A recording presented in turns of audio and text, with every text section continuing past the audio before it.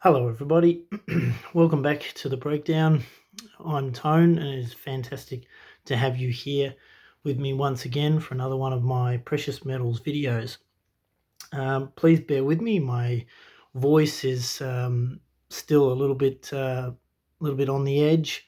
Haven't been well for a little while, but well, look, I couldn't wait any longer. Needed to get another video out. As I said, I'm dedicated to trying to get this channel to grow and to keep information flowing and contributing whatever I can to the community, the precious metals stacking community. So uh, today's video is a bit of an unboxing, but we'll wait till the end to do that. But first, I wanted to thank A&P Collectibles for your two comments on a previous video of mine. And I wanted to address some of the things that you asked and stated in those comments. You say that you are new to the precious metals sort of thing, and you're more into the collecting. But that's good. I mean, that's a really good place to start. That's basically where I started as well. I always liked collecting things. And yeah, I got into the collecting of silver coins first. So it's a good way to get into it. But I'm going to read your comments and sort of cover a few bits and pieces in there that I thought, one that you want answered, and some things that you've mentioned in there.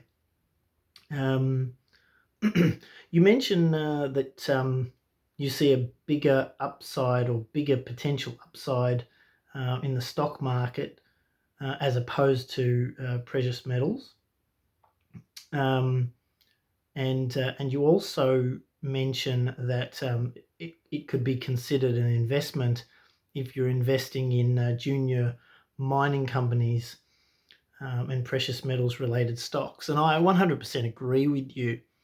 I've written here that if you're investing, you're investing in stocks. If you're trading stocks or futures contracts. And if you're holding physical metal, that's the savings. So I 100% agree with that. And there's always going to be increased amounts of leverage, whether you go with stocks or whether you go with futures. But stocks and futures are most definitely trading and investing.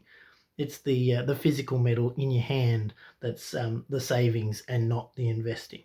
So I certainly agree with you that it can be and should really be considered an investment if you're buying and holding or buying and selling stocks that mine the precious metals, because you're investing in the company that's doing it.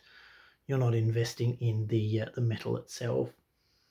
So you're investing in a company that makes profits on mining it. So most definitely, that's where it becomes an investment. And yes, that's right. More of a savings account and hedge against inflation. Yeah. And then you obviously mention about the collectability side. Yep, that's how I got into it as well.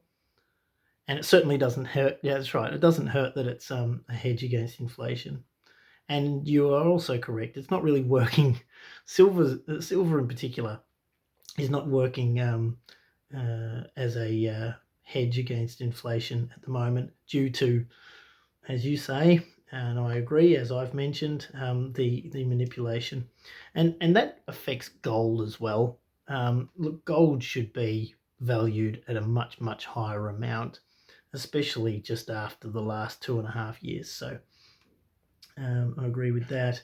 And obviously, because the dollar index is being pumped up, that's right. It's all fake. It's all false. But that's what happens. That causes the precious metals to go down because the currency in this particular case, the dollar is flowing, into cash and into the stock market and that sort of thing, and that's always going to hold precious metals down. But that's largely because of the paper contracts affecting the price rather than the actual amount of supply changing hands. You mentioned that you like Perth Mint. Yep, brilliant. I agree. As you've seen, most of my stuff is Perth Mint. You ask me about my feelings towards crypto versus precious metals. Well, crypto is, I think, what we could liken to futures contracts in precious metals.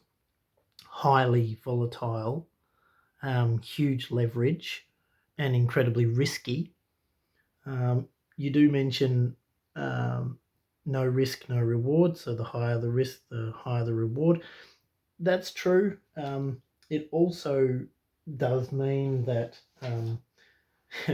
you need to be on top of your game when you're doing that. You say you're a bit of a veteran in the crypto space. As for me, I've had a dabble in the crypto space now. I bought Luna right down near where it crashed to, pretty much the very bottom, on middle of May, and I've just held it. I do believe that's going to go pretty crazy, and when it does, I'll be converting the majority of that into precious metals, because then I can lock the value away. To answer your questions about what I think in relation to precious metals and crypto can go to zero. Stock market can go to zero, but I don't believe that precious metals will ever be worthless. I think they'll always have a value, because crypto is a number on a screen. Stock values are related to whether or not the stock is profitable. If the economy goes south, and a company is no longer viable, then the stock price goes through the floor, if not goes to zero, because they just lock up, go into administration, and that's the end of them. Cryptocurrency, there's far too much control in that for me to be relying on that. As I say, I bought Luna, but that's just because it was so stupidly cheap. And I believe that that could go, like I said, pretty crazy in the short to medium term, just because, even if it goes to $1, that's crazy compared to where it got down to at its floor. But I don't see Luna or any other cryptocurrencies being a safe bet at all. I do see them being a good way to chase some quick gains. But I don't like them because of their elements of control that they keep bringing in. And it's supposed to be decentralized, but banks are all involved in this stuff now. When I regret not buying Bitcoin way back in 2012, 2013, when it was pretty cheap. I knew about it. They were having some pretty big problems with it at that stage, and I just stayed away from it. I do regret it because of the way that it's gone up. But now banks have got heavily involved with the crypto space, and I don't like that. And the reason that I prefer precious metals in the instance of safety is because, look, I've been buying it for that long that the value of what I've got and everything like that it's outside of the traceability. I don't keep a lot of fiat currency in banks, and I only keep the bare minimum in there to make things operate the way they need to. And that's because I don't trust the system. Obviously, I've got cash at work in the stock market, but if it's just, there's very little of my cash is sitting idle. So I guess that's really just my opinion on that. I think the stock market, some parts of the stock market do have room to move upwards, but I mean, as we just saw, today is the 14th here in Australia, so Tuesday 13th, which has just been, for everyone in America there, 4% or 4+% on a number of the indices just got wiped off. The stock market is in bearish territory, and I don't think the economy's anywhere near as good as what they want us to think, and as a result, it's easily manipulated.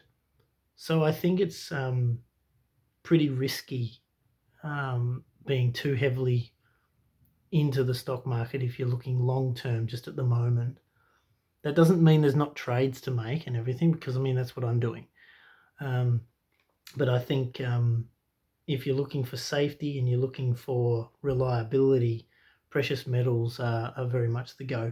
And seeing what silver's just done recently, I mean, on a number of comments that I've made on other channels, I spoke about the fact that when it got to about $29 here in Australia, I said, look, it's a dead cat bounce. And it fell down to a low of $25.77 per ounce. It's since gone up again, and now it's fluctuating around the 28.70. So it still hasn't got to the previous peak, which was 29 something. So again, it looks like another dead cat bounce in the precious metals. So I think everything's under pressure, but I very much suggest that anyone who's thinking about continuing to do their stacking, this is still a really good opportunity, and dollar cost averaging is a good idea. I am personally waiting to see if I can see a confirmation on whether this is just another dead cat bounce and we head down to 25 and maybe even to 24. Again, I'm talking Australian dollars, because I'll keep some powder dry for that time. I'll keep some cash aside ready for some further purchases. Yeah, so that's just my thoughts on what you've shared here, what you've asked here.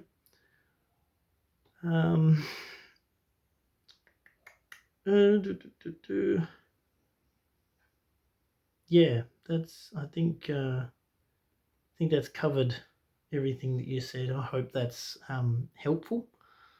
Obviously, you're going to have your own ideas about how to do things, and if it's working for you, that's fantastic. Keep that up. Just manage your risk, and but I stand by my thoughts on precious metals being the greater, safer, longer term idea. So yeah, that's it. Let's so thank you A&P Collectibles for your comments, and if anybody's got any comments on this issue or on anything else, on any of my videos, or you've got any questions that you'd like me to address, please shoot them through to me, because as you can see, I will get to them when I am able. But let's get into this. And while we're getting into this, I noticed on I've just sort of kept my eye open on other people's channels, other channels, to see what sort of turnover they get on the likes, and it's actually pretty shocking to me that it appears on a lot of videos YouTubers are getting about a 10% conversion of views to likes. 10%. And I find it a little hard to believe that only 10% of people watching a video actually like it, because I think they would stop coming back if they didn't like the content, and yet the number of views stays fairly constant on these channels that I follow. So I guess then I would suggest that it is more laziness. I make it a priority to ensure that I leave a like on videos that I do actually like on YouTube. I do make sure that I am one of the ones that leaves a like on there. Anyway, that was just an observation, noticing that only about 10% of views seems to translate to likes, even on some of the much larger channels. So I can only put that down to laziness. So I encourage you not to be lazy. If you like any videos you see on anyone's channels, not just mine, please take the time to leave a like. It does help the YouTubers out. If you liked their content, then leaving a comment and leaving a like is, yeah, just a nice thing to do. Anyway, let's see what we can do here. Basically, that just means that I'm going to continue to show things. I mean, I wanted to show this anyway. They've done a good job of packing this in.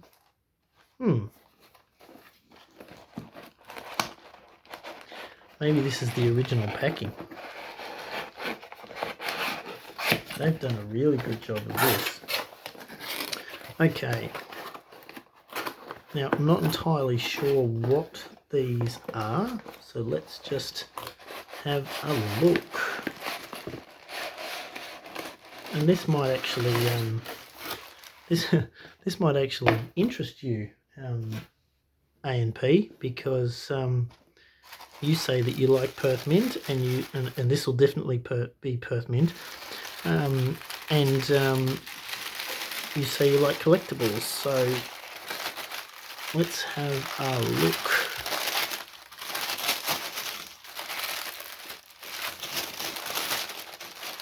Looks like there's two in here.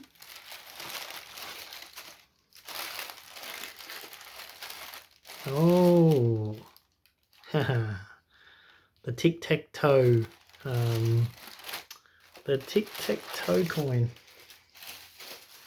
Now, pretty sure this was a 2 ounce. Now, remember, we've already spoken about this, but when you're opening Perth mint boxes especially, you just flick the edge. You don't grab here. Here is a no-no, because it'll bend the box. So flick and flick, then you pull it out. Okay, let's have a look. Been excited. I've been waiting on these. Oh, it's a black case. Nice. I like it. All right, let's have a look. Oh. Gee, they do a really good job on the packaging, don't they? 588. Okay.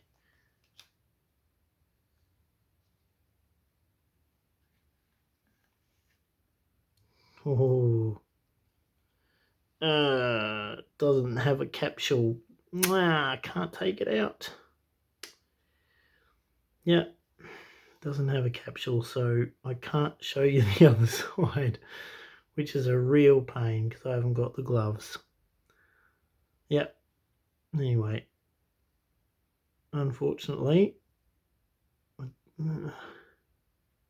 can't take it out. So anyway, this is the Games Through the Ages tic-tac-toe. It's got all the moving bits in here, noughts and crosses thing,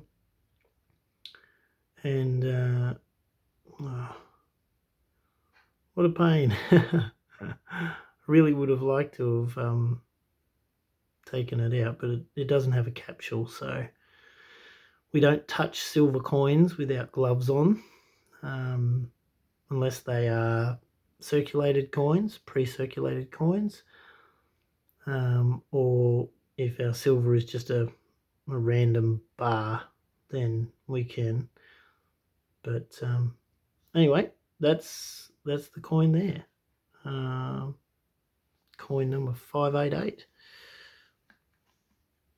Very, very cool. I've been waiting on these to arrive. I would assume that all of these will be the same coin. I ordered a few. That's one thing to always be doing, is purchasing a few of them if you can get your hands on them, and then they appreciate in value, you can sell them off and go and grab yourself something else that you like with the profits, and basically free carry one. Yeah, so anyway, that's all I wanted to share for today's video. It was a bit of a unboxing so you can get to see something that I've just recently received. You've seen it the same time that I saw it. I've done it on camera for your sake, and I've been waiting a few days, as I say, because I haven't been well. So, but I hope you appreciate that. If you like this video, please take the time just to click that like button. If you've got any comments, if you've got any questions, please shoot them through to me. I will get to them. And please share this video. Take the time to share it with anyone that you think might find it interesting. And that's about it. Until next time, may God bless you and your families, and bye for now.